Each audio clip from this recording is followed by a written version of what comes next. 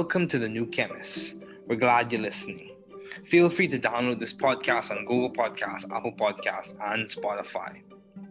Here on the New Chemist, we discuss chemistry, which simply put is the science of change, as well as careers, community research, and COVID-19. We're happy you're tuning in. My guest today is Dr. Todd Golub.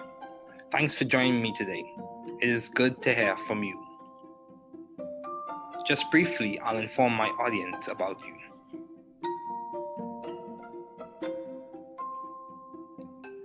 Dr. Todd Golub is a founding core member of the Broad Institute of Harvard and MIT, and serves as the Institute's Chief Scientific Officer and Director of its Cancer Program.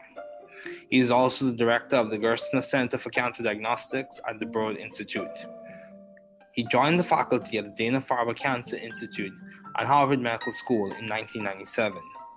At the same time, he served as the leader of cancer genomics at the Whitehead Institute and MIT Center for Genome Research, which evolved into the cancer program at the Broad Institute, which he has directed since 2004.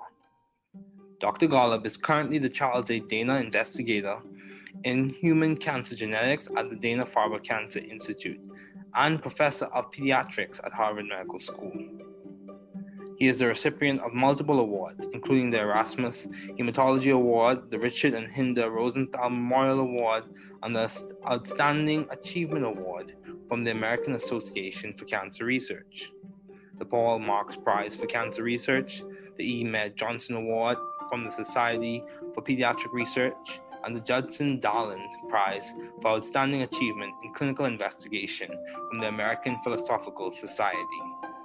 Dr. Golub has served in the Scientific Advisory Board of numerous organizations, including serving as Chair of St. Jude's Children's Research Hospital and the Board of Scientific Advisors of the National Cancer Institute. Please welcome Dr. Todd Golub.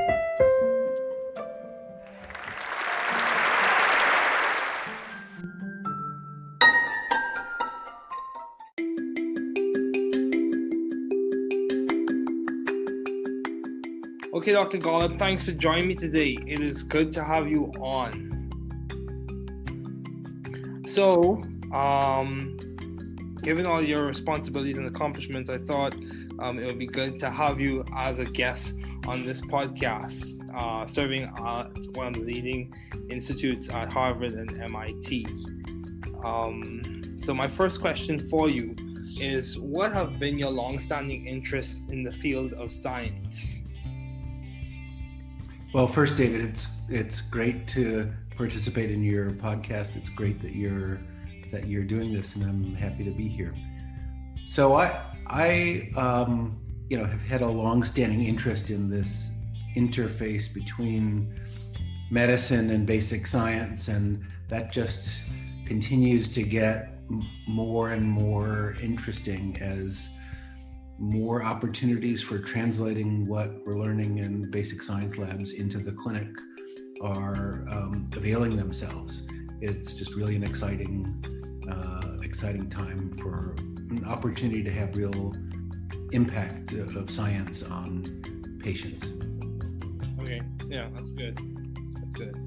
So, along with that, in that same realm, my question to you is, given all your responsibilities and accomplishments, how do you maintain view of the bigger picture in your career and in your life in general? Like, how do you see the forests amidst the trees? How do you see the entire periodic table, even though you have to deal with different elements or whatever the case may be? How do you see or maintain view of the bigger picture, especially when you face obstacles and challenges? I think getting this balance right of the big picture and the focused details is the most important thing in science and the hardest at the same time to do. My view is that the big picture is super critical because you need the big view of where you're going and why you're bothering to go there, because otherwise, what's the point of a particular experiment if it's not taking you someplace you want to go, whether that's a concrete goal of trying to cure some disease like cancer that I'm particularly interested in, or if you're trying to go down the path of unfettered discovery to discover something that's fundamentally new. Having the big picture is critical. How do you do that? I'm not sure I have a recipe, except that the question that I like to ask myself and members of my lab all the time is, let's imagine that the experiment that you're planning now were to be as successful as you hope it will be. Okay. Will it make a difference? And will people care? In my view, the worst possible experiment or project is one that's successful in the narrow sense, but nobody cares. Nobody pays attention to it, doesn't really move the needle, doesn't impact the field. And so there we shouldn't be so excited about a project that is, successful in some way, but doesn't really advance the field. I'd rather strike out and not be successful on a really important project that has the potential to matter than do something that just doesn't make any difference. So I think trying to keep that eye on the ball on the big problem you're trying to solve and not be too distracted or demoralized when the shorter term obstacles pop up, as they always do. The goal isn't to solve the short term obstacles and problems. The goal is to solve some bigger picture question and persevere through the roadblocks that get in your way. Yeah, I completely agree. Perseverance is very important, especially in this time where a lot of people are facing different challenges, even in the academic sense, with classes being in a different format from what they're used to, or in an economic sense with lots of jobs. So, along the same lines, how have you been adaptive and or creative in the field of science? You work at one of the most prestigious schools. How have you been adaptive or creative? What project that you are currently working on or have worked on, what project would you say has been like the hallmark of your creativity, if you had to label one as such? Well, I'm so glad you asked this question about creativity, because I think creativity is just at the heart of pretty much all great science, Okay. Any aspect of science. And I think that concept of creativity comes as a surprise to many. I think many non-scientists think about science as, you must be really brilliant and or have kind of encyclopedic knowledge of scientific facts, and that's what they think science is, being a master of the universe of scientific details. And I suppose that stuff doesn't hurt, but it's certainly not enough. And so I think of what's most important in science is what you said, and that's creative thinking about a new approach to an old problem. For example, really trying to think in novel, out-of-the-box kind of ways. That's just super critical.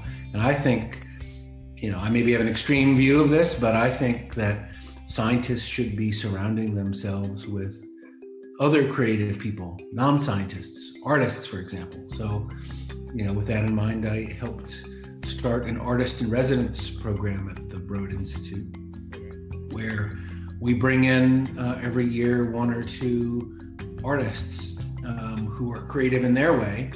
They're trying to look at the world through a new lens in their way and in their own language. And so we bring them in and have them hang out at the Broad Institute and talk to scientists with the hope that creative thinking very indirectly will have a benefit on the creative thinking of scientists at the Broad. Okay, wow, that's commendable. So my question to you is along the same lines. So it's quite clear that you have been successful in terms of the additive process when it comes to research and projects in your lab. So how do you go about coming up with ideas for research? do you like reference old literature and review the previous literature and get insight from the past, or is it just like you get a spark of insight or innovation? How do you go about coming up with new ideas for you to do research on, you and your lab? So that's an interesting question, and I don't have a process for it. Oh, good. And I would say that the steps in getting to a great idea for a new project, at least for me, tends to be kind of long and hard, and involve discarding a lot of ideas that maybe at first seemed like they were awesome, but then on further scrutiny, either by me or more commonly by someone in the lab, a postdoc or a student, and other scientists, when they press on that idea, come to discover, it's not actually a great idea, or it's a great idea in principle, but in practice, there's no way to really actualize it. Okay. So, and I think this is sometimes frustrating to people, like new people starting relatively early in their research careers, who have this expectation that, these ideas for a great project are supposed to come really easily, and you should be able to go quickly from the kernel of an idea to the execution of a project. And they get frustrated when this process of refining and pressing on an idea until you get it really right, they get frustrated when that takes time. And I think that amount of time, whatever it takes, is well worth it. Okay. Rather than rushing to just start executing on a project idea before you've really thought about its potential upside and the potential risks with it. Now, it's also an interesting question, how does that process of coming up with a great project idea relate to the past versus the future? On the one hand, if you're totally ignorant of the past, you're at risk of just doing the same experiment someone else has done and failing at it again. On the other hand, if you're too hamstrung by what's come before and you only base what you're going to do based on the next step that seems obvious given what's already been done, I think that kind of limits your scope. Okay. And so for me, most projects actually don't start with a review of the literature. They think in a completely blue sky about what might be possible in the future, and then go back and ask, okay, this seems like a really good idea. Has nobody really ever done this before? And then scour the literature to sort it out. I think that's, at least for me, a better order. Okay. Start with the big idea and then fit onto that big idea what's come before, rather than try to piece together a project based on the past. Okay. Yeah, that's good. That's good. So, I would say many people would say or argue that Harvard or MIT, those are good institutions for students to thrive scientifically and intellectually.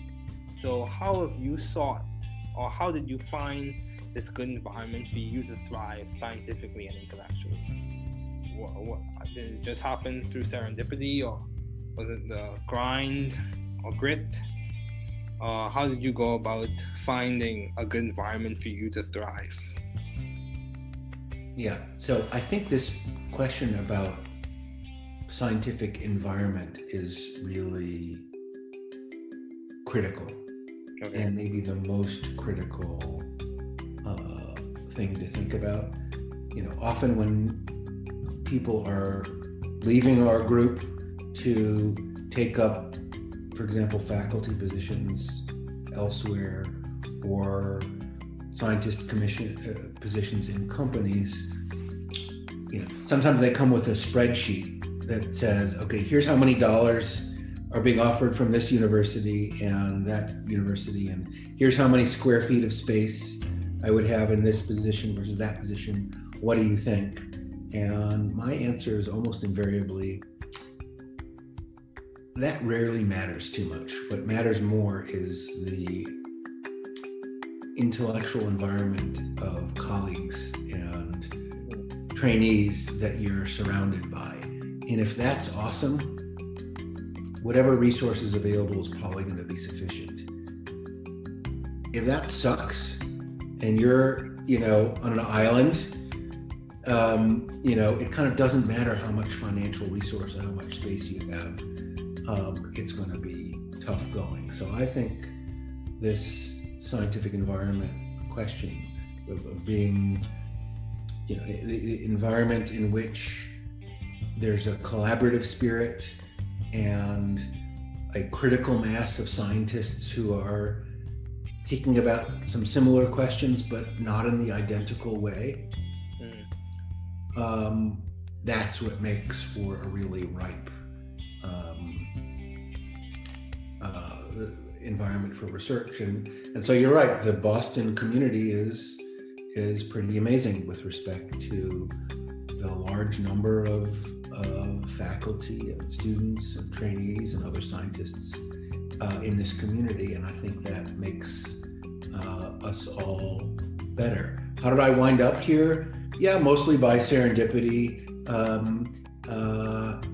but just continue to be drawn to it because of this richness of scientific discovery and curiosity and people. Okay, yeah, that's good. So, in terms of, if you had to given all your responsibilities and accomplishments, how are you maintaining a balanced life, or how do you maintain a balanced life? Well, I'm not sure I can claim to have succeeded in maintaining a balanced life. I think for some people, dividing their life into work and non-work personal life with a bright line between the two is what makes them happy and is effective. My brain doesn't work that way, for better or for worse, and so I tend to think of what I do as a person and as a scientist as a big continuum where sometimes the balance is wrong at any particular time. Okay. And then it swings the other direction at a different period of time. And that kind of flexibility works for me. I think, one of the skills in developing as a PI that often doesn't come naturally, didn't come naturally to me, but now I've gotten better at it, is how to say no to things. Okay. And to really only say yes to those things that you think are going to really drive your own scientific program or have some other kind of positive impact, supporting students and trainees or making the world a better place in some other way. If it doesn't really move the needle in some dimension that's significant, just say no. And that is easier said than done, but doing that can have a big impact on your sanity and work-life balance for sure. Wow, that's good. Yeah, I completely agree. For me personally, as a graduate student, I'm still figuring out balance myself. So I completely agree. Sometimes balance is a dynamic process. It's not I have achieved it or I have reached it completely. So after reviewing your profile and seeing all the work that you've done and the impact that you've made, I would say by many standards, people would say you have been successful as a professor in the field. So what would you attribute to your success? Or what has been the guiding factor or the impetus on which you have been so successful as a professor? Yeah, I'm not sure, but I would say that for me, the key to success is keeping focused on trying to make progress on a really big and important set of problems, and being open to taking that on with colleagues together to solve a really important problem, rather than focusing on what am I going to do myself as a professor or as a lab head. Okay. Because I think if you didn't think of the world in that way, it turns out you can take on projects and problems that are much more important when you do it collectively and collaboratively and focus on solving the problem rather than doing it just focused on your own lab. And that's been, I think, useful for me to keep that in mind. And if you do that and wind up making scientific progress, it does just fine for your own career. Mm-hmm. So it's not like it's falling on your sword to collaborate and to share in, authorship or leadership of a complex project if the project really benefits from that joint leadership. There's plenty of notoriety to go around for everybody.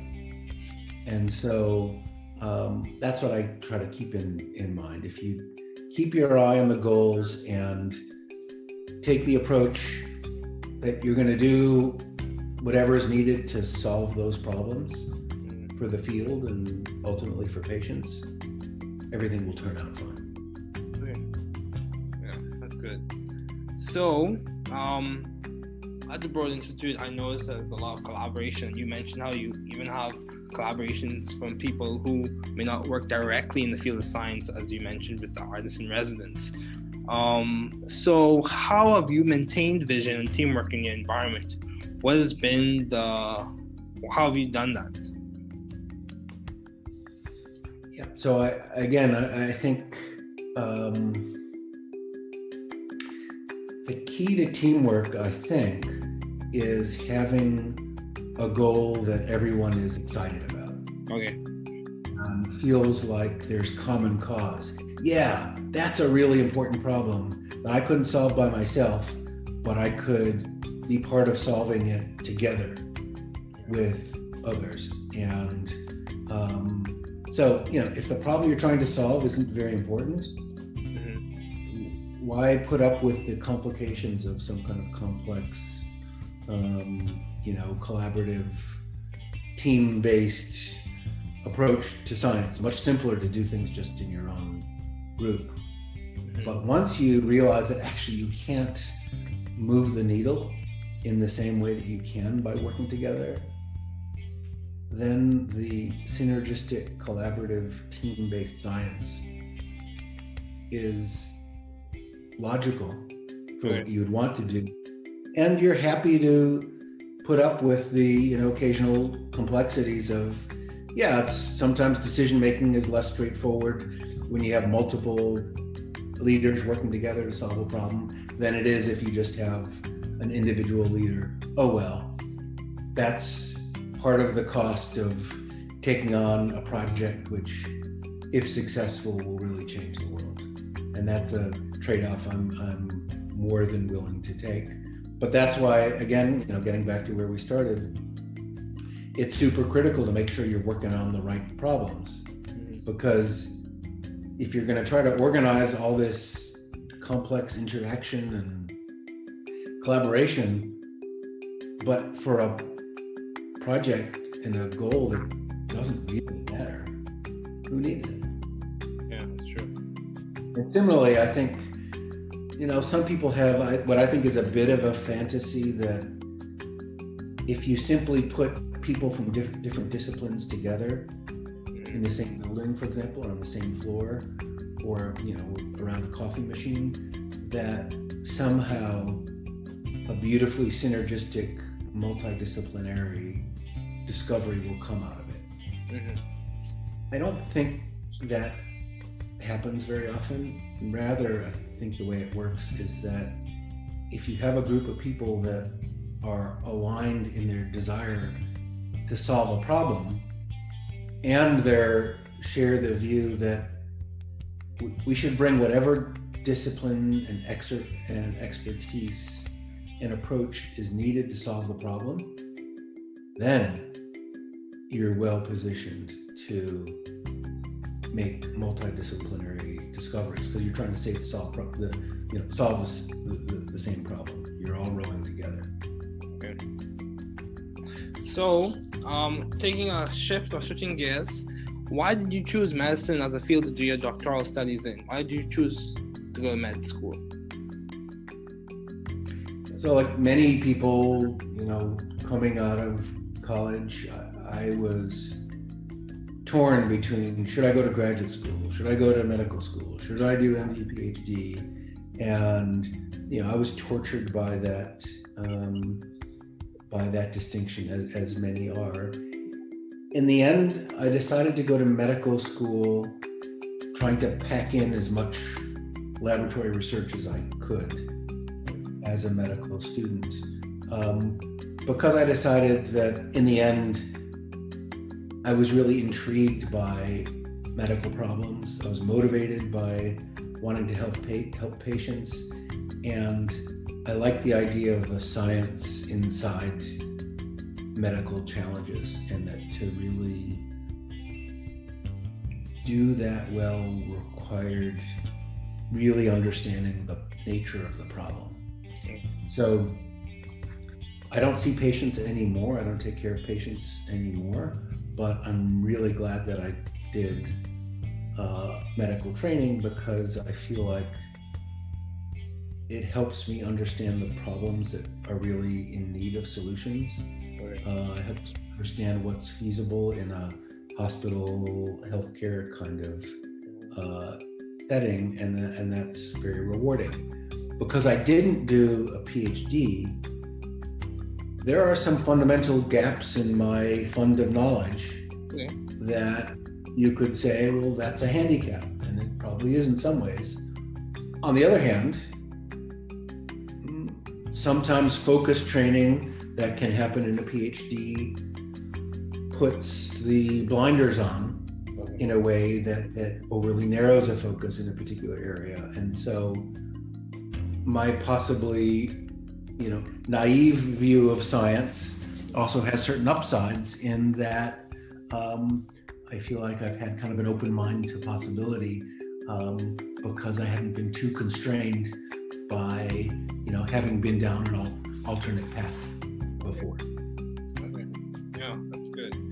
Yeah, I could say a lot of people do encounter the challenge where they are pressed between or trying to decide between grad school, med school, and the PhD. Yeah, that is definitely a battle to fight. But you also did pediatrics as your residency. Why did you choose pediatrics as opposed to internal medicine or oncology or medical oncology or radiation oncology? Why did you choose pediatrics? So the honest answer is that I found pediatricians to be really nice people. Okay. And we discussed before, the environment that you're in is a really important part of work. And so I liked being surrounded by pediatricians, because I thought they were genuine, nice people. Tend to have, compared to other medical disciplines, perhaps not as big an ego as others, and that kind of appealed to me. And of course, I liked interacting with kids and young families, and I liked the experience of helping young parents through really difficult emotional challenges, independent of the medicine and the science behind it. I subspecialized in pediatric oncology, and when young parents are faced with the news that their kid has cancer, that's the worst possible news most parents can imagine. And so having to break that news to them, on the one hand, was very difficult and unpleasant. On the other hand, it was one of the things that brought me the greatest satisfaction as a doctor, because if you can help a family through the darkest period for them and help them see a ray of light and help them understand something really complex and help them see that there's reason for hope without sugarcoating it, then you've really done something personally meaningful, and that brought me a lot of pleasure. And so in an ironic way, that aspect of delivering bad news is something I miss, because doing that well, I think, can be such a help to patients and families, and doing that poorly is awful. And so that was a skill I enjoyed developing. Yeah. I actually have a relative who's a pediatrician, and he echoes some of the same sentiments in that, my dad is a pediatrician. He echoes some of the same sentiments in that one of the things he enjoys seeing is how resilient children can be, even in the midst of facing those challenges with diseases and stuff like that. No, their kids are amazing, both emotionally, in what they often, unfortunately, have to endure, and medically, they're amazingly resilient. Their bodies are amazingly resilient and adaptive, and so there's also some really interesting science in there as well. I agree. So as we conclude, do you have any advice to those wanting to pursue the field you are currently working in, studying in, matriculating in? If you were to give advice to whether it be scientists who are facing challenges in the midst of COVID, or undergraduates who aspire to a profession that you're working in any of those areas, what advice would you give? I would say that to remind everyone to think about impact. And what can you do with your life that will maximize your impact in a field, on the world, and then do whatever it takes to have that impact. If you're heading down a path that in science that feels like, even if in the short term it's successful, the impact is minimal, that's not great. And it's worth stepping back and asking, what could I be doing in a different direction that can't guarantee big impact? Because if you want guarantees, you're not going to have big impact. The guaranteed successes gives you incremental success. It doesn't give you the really dramatic impact that I think we'd all like to have. And so that means being willing to take on some risk. And I think that's okay and good. But just make sure that the potential for big impact is there, because if it's not, you should be using your talent and your brilliance and your creativity and your motivation and hard work. You should be putting all those skills to work on something more important. I agree. So, Dr. Golub, thank you so much for joining me today. It was good to have you on.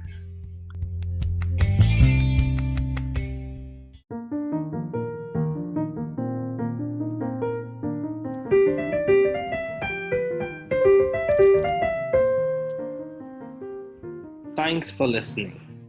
We're glad you were able to tune into this podcast. Once again, this is The New Chemist, where we discuss chemistry, which simply put is the science of change, as well as the other sciences, careers, community, research, and COVID-19. Thanks again for listening. Note, The views on this podcast represent those of my guests and I.